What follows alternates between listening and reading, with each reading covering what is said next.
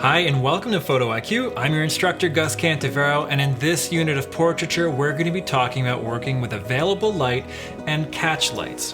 Let's get started.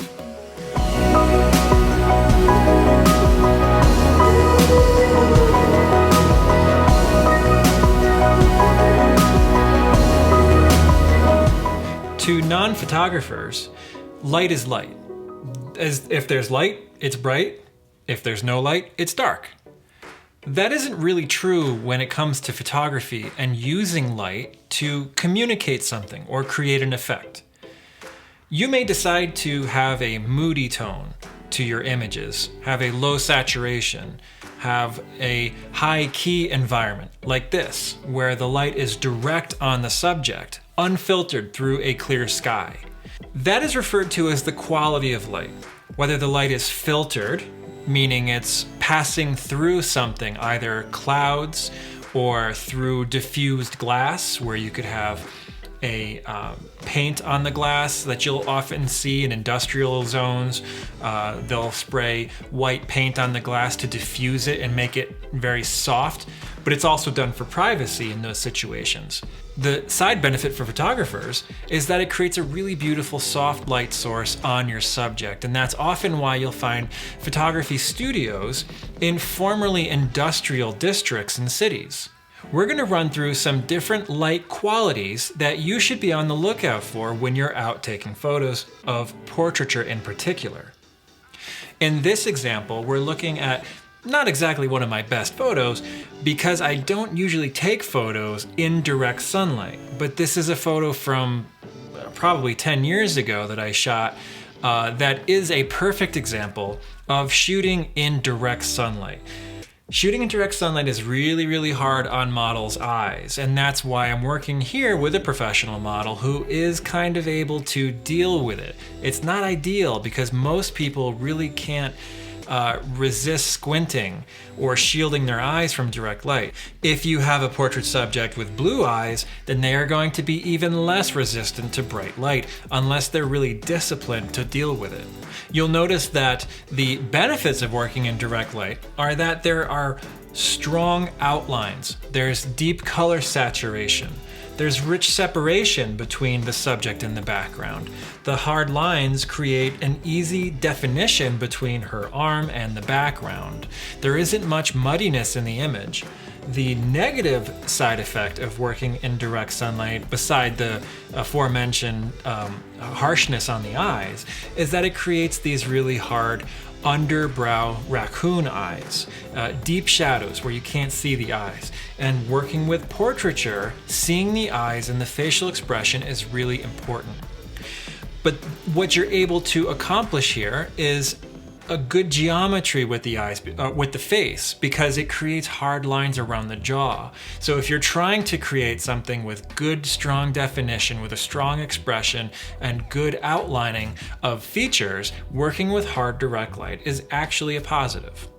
Now, from the same photo shoot, opposite that bright sunlit wall, we moved to this fire escape. This is the same model, same outfit, same hour. We just moved from the opposite side. So that bright wall that you saw with the light coming directly on it is reflecting all the way across the street, across the parking lot, and she's now being illuminated a little bit from the back side, okay? So she's facing away from that bright wall just a little bit. So if I am her, it would be that way, diagonally, okay? So the effect that's taking place here with this reflected light is that it's giving a nice hard outline to the outside of her skin on her arm, knees, legs, and the dress. The light is then hitting the wall opposite her, bouncing back and filling in that shadow side. So we have a lot going on here. The further away from that source that we get, the softer the light becomes. the more it starts to wrap around and create a flattering effect on the skin. It just generally creates a much softer, more pleasing environment. There's still plenty of definition and separation on the lines being created in the image. And by the lines, I mean her forearm, her legs, her knees, all the interlocking parts. Those are the lines that we're talking about. But because it is softer wrapping light, it's not as defined as it was before. So it's a lot less geometric with the cheekbones and the jaw and the chin. Reflected light generally is my choice type of light. The softer, the better generally, because I want things to look really soft and pretty. I don't want to create hard shadows underneath the eyes, nose, and chin. To me, it's just not as attractive. For other people, that's going to be the style that they're going to choose to work with, and that's perfectly okay. There's a lot of famous photographers who choose to work with hard light sources versus soft light sources. That's just your preference as an artist. Let's look at a direct comparison between the two so you can see an apples to apples comparison when working with hard or soft light. So on the left, we have the hard light source, and I'm zooming in on her face so that you can really get a good view of what's happening, versus the reflected light source where it's wrapping around, bouncing off the walls, the fire escape, the ground, coming back up. So there are no hard shadows. Because there's still a directional light source where it's reflected off that wall on the opposite side of the street, there is still a shadow being created underneath her eyebrow. So there is direction. It's not like there's no direction and the light's coming from everywhere and it's equally soft. That's not exactly true. We're going to get to even softer filled in sources in a moment. But just so that you can see how harshly different these two are, in the left image, you can't even see her eyes. The whites of her eyes are not even visible, whereas in the right one, you can make eye contact with her. It's just that in this one, you can see that her face is angled directly toward the camera so that you know she's looking at the camera. Whereas in this one, you can see the whites of the eyes. You can now make eye contact with the model. Now, again, same model, same shoot, maybe just a half an hour later, we have a wardrobe change and a different location. This is now somewhere else down the street, around the corner. This is actually in a covered walkway because it's a construction zone. This is one of the situations where they're doing construction on the second or third floor above the sidewalk, and there's a canopy above for security reasons, for safety reasons. The background was actually a plywood wall that had been painted by a community beautification project. So there was some pretty cool purple and fuchsia and pink wall art painted on the wall, so that we just went up and used that as a background. The light that you see is reflected really from everywhere. She's shaded from the sun directly overhead. The light is not even directly hitting the buildings directly across the street because the sun is starting to get a little bit low at this time. So the light really is coming from everywhere. And you can see the difference in how soft the light is. It is wrapped around her face with just a little bit of dominance on her left side. There's a little bit of shadow on the right side where she's angled toward the walls. The closer you get to the wall, the more shadow there's going to be because the less light is being reflected in. So you can create some dimension that way. You can also choose to put yourself, the camera, on the shadow side. So if I were to, in relation to her nose, go around this way, putting myself up against the wall, I would then be on her shadow side, creating deeper dimension. That is often a strategy that I'll take, putting myself on the shadow side, but it's not right for every situation because, well, the background may not be right. So if I put myself on the shadow side and I'm looking up the sidewalk, I'm now looking at pedestrians walking down the street. That may not be right for what I want. So in this situation, we are shaded, plus there's soft reflected light. So let's look at another example with a different model. This is actually a farmer from a greenhouse. This greenhouse is creating an overcast sky situation. So this would be the same kind of light that you would get in a high overcast sky kind of situation. The effect that takes place is that there is still a large amount of brightness because the light is coming from everywhere, just like when you have a high overcast sky, but there's still direction, right? It's still over top. You can see that there's still shadow underneath the brim of his hat.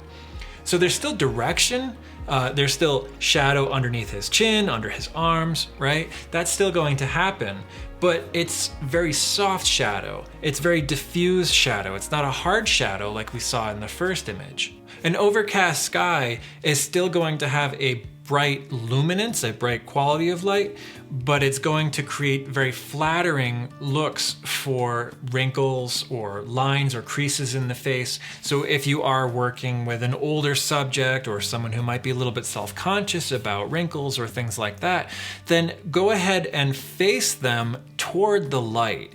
That's going to fill in all those wrinkles and lines and keep things looking very soft and pretty. Now, even in this situation, this is an older gentleman. He does have some lines in his skin, but you can see that nothing is popping out at you. There's dimension to the face where he has some shadow on this side and a little bit over here, but there's dimension to it, and light and shadow that creates dimension, but none of the lines are popping out and making him look older or more tired than he actually is.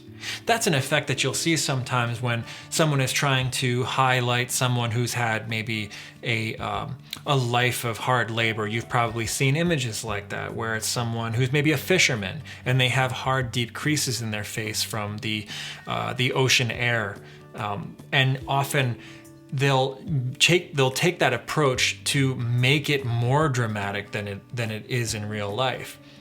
But their effect there is not to try to create the most flattering image. Their effect there is to create the most dramatic possible image. In this situation, I'm photographing this man because it's for an editorial piece about his farm. I'm trying to make him look friendly, inviting, warm. We want the consumer to go and visit and buy the herbs from this farm. We don't want him to look intense like it's a piece of sandpaper for skin.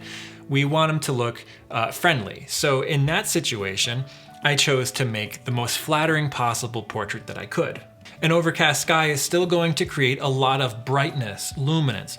That's why people will still have to wear sunglasses on a bright, overcast day. It's still going to be straining for the eyes.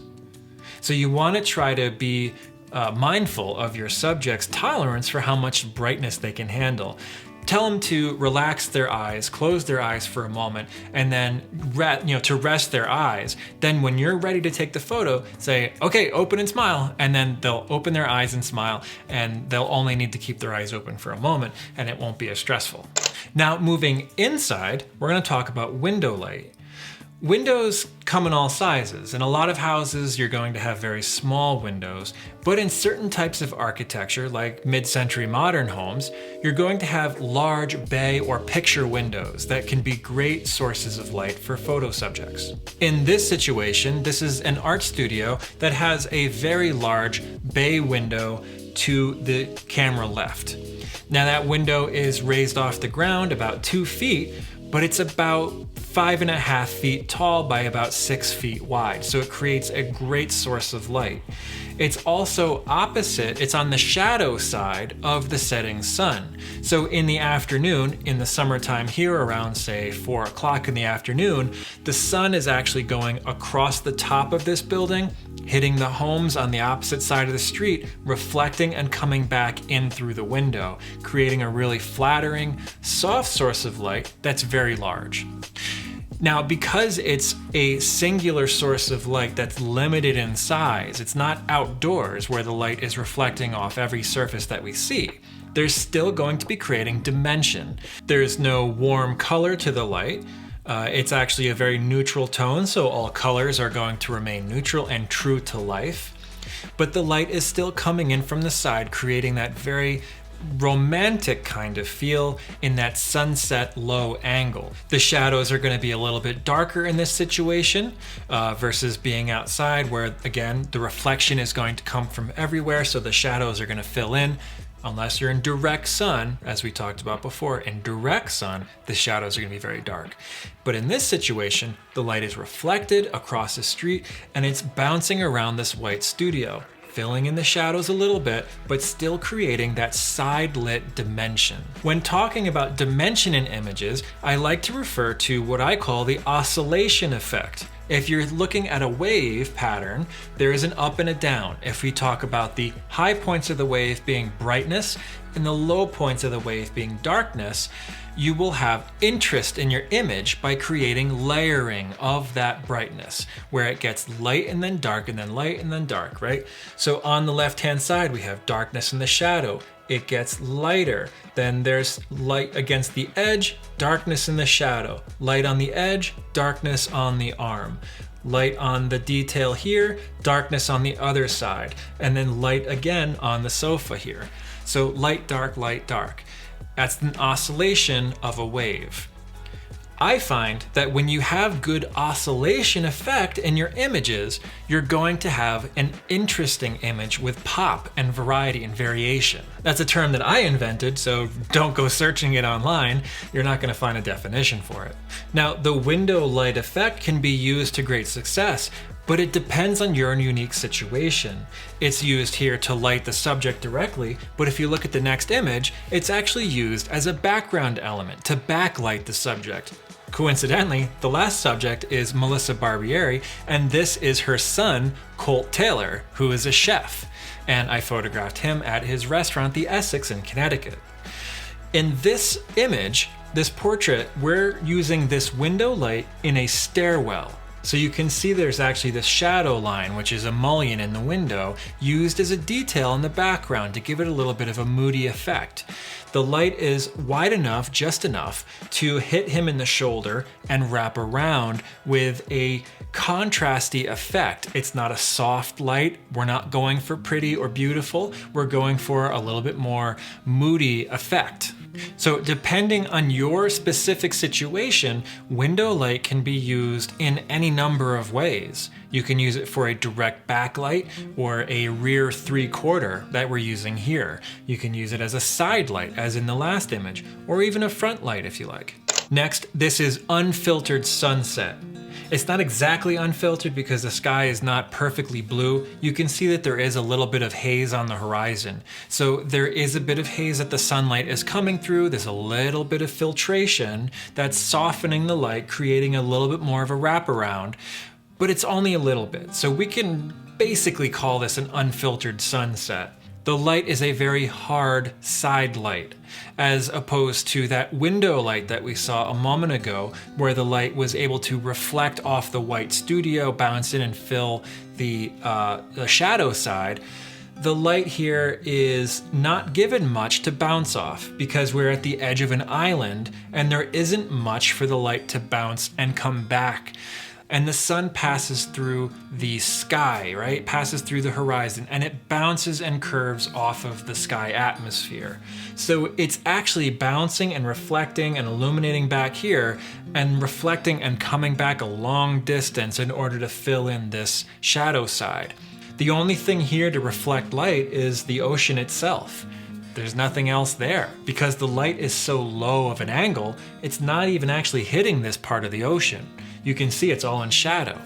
So the lower the light gets, the more contrasty and the harder it's going to be. But that only applies during the actual sunset, when the sun is still visible on the horizon. Once we pass below the horizon, it starts to turn into golden hour. Now the sun is bouncing off everything in the sky.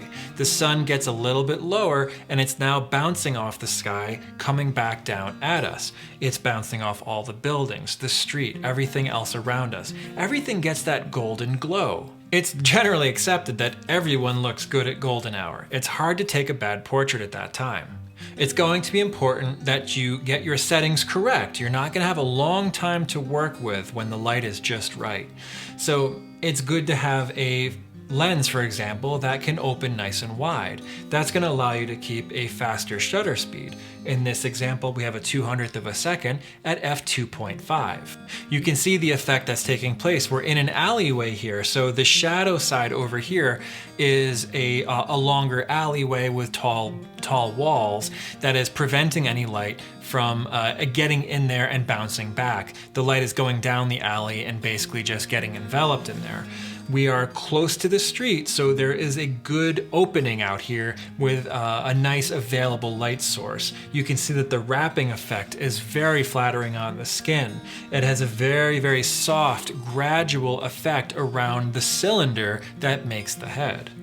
The skin is nice and soft, it's golden glow. There isn't a single crease that you can see in the skin. Granted, she's very young, she doesn't have any creases, but even an older subject would still look very flattering in this light. If you want to take a shot that has kind of a romantic look to it, definitely try golden hour because that's going to be your best bet. Now this is actually taken on the same island that I showed you from the image 2 slides ago with the gentleman standing at the edge of the island with the ocean behind him. This is taken about 15 minutes later. So you can see that there is no direct light on her. There's just a little bit of that glow coming through over the shoulder back here, and that's giving the rim light on the back of her hair. But the reflection on her face is just coming from everywhere. It's coming from the sand and the ocean behind me. And once again, you can see it's a very flattering light effect. It's a nice color tone where everything has a warmth and a golden tone to it. Now, one other thing in this image that I want to talk about is the presence of catch lights. Catch lights are the reflection in the eye of available direct light sources. So the brightest thing that's in front of the subject is going to reflect in the eye. You can see it's at the top of her eyeball, which means it's the sky that's actually reflecting and creating that catch light. If there was no bright sky behind me, let's say that I was standing in front of a shadow side of a building or a cave or something like that, and then there was a puddle beneath me or behind me that was reflecting a direct light source, that would reflect on the bottom of the eyeballs. It would have to be something that was creating a light source directly onto the subject. Now, it doesn't have to be bright enough to illuminate the whole face. Because the eyeballs are so reflective, it's almost like they're glass. They're going to reflect things that are even at a distance. So you don't need a bright source. It can be, if you're shooting inside at night, a lamp is going to create that kind of a source. If you're going to be shooting outdoor in available light, just pay attention to the eyes of the subject and see if anything is reflecting, because that is going to add a lot of life to the image. By looking at the next one, we can see the effect that takes place in this girl's very dark eyes. We are working in a very soft reflected light environment. I am positioned on the shadow side of the subject. As I mentioned earlier, this is an example of that. The light is hitting the opposite side of her face and wrapping around, creating a very beautiful soft light wrap. You can see that there are catch lights in her eyes. That's either the sky or it's being reflected off windows that are down the street or something like that. That is going to create your catch lights. It's going to add energy and vibrance, intensity to an image.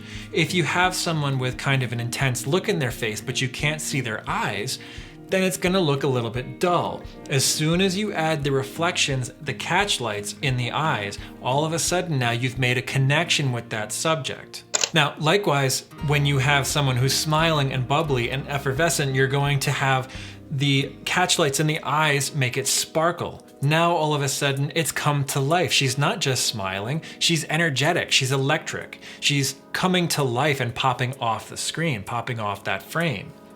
That's how you take an image from kind of dull or average and bring it up one level to make it really exciting and interesting. In this photo, we're actually in an alleyway, but it has a big skylight up above with a great view of the sky. I have her positioned kind of looking down the alley, and you can see that there is a pattern in her eyeballs so that there's actually a little bit of direct light streaming on the ground, and then at the top of the eye you can see that it's actually the skylight up above that's reflecting on the top of the eye. So because there's catch lights on the top, a little bit in the middle, and a little bit on the bottom, it just adds an overall sparkle to the eye. So we've come to your assignment. In this unit's assignment, I want you to take 2 different portraits in the discussed lighting conditions that we talked about. It can be reflected light or filtered light, sunset light, golden hour, direct sunlight if you like, but you cannot have any artificial light sources as your illumination source. It has to be available daylight. There will be a bonus for getting catch lights in your images. So do your best to try to position your subject to create some catch light effect, to get that catch light in there. If you are good enough with your raw processing, you can go in there with your adjustment brush and illuminate the eye a little bit and create that contrast necessary to get the catch light to pop. Sometimes the catch light is there, but it's very dull and you need to do a little bit of work in post to get it to brighten up. But that's all you need to do. So go out there, look for some light sources, play with your positioning, get on the shadow side of your subject, position your subject so that they are reflecting some kind of light source in their eyes, add a little bit of sparkle to it, and see what you come away with. I hope you enjoyed this lesson, and I hope to see you in the next one. Until then, keep shooting.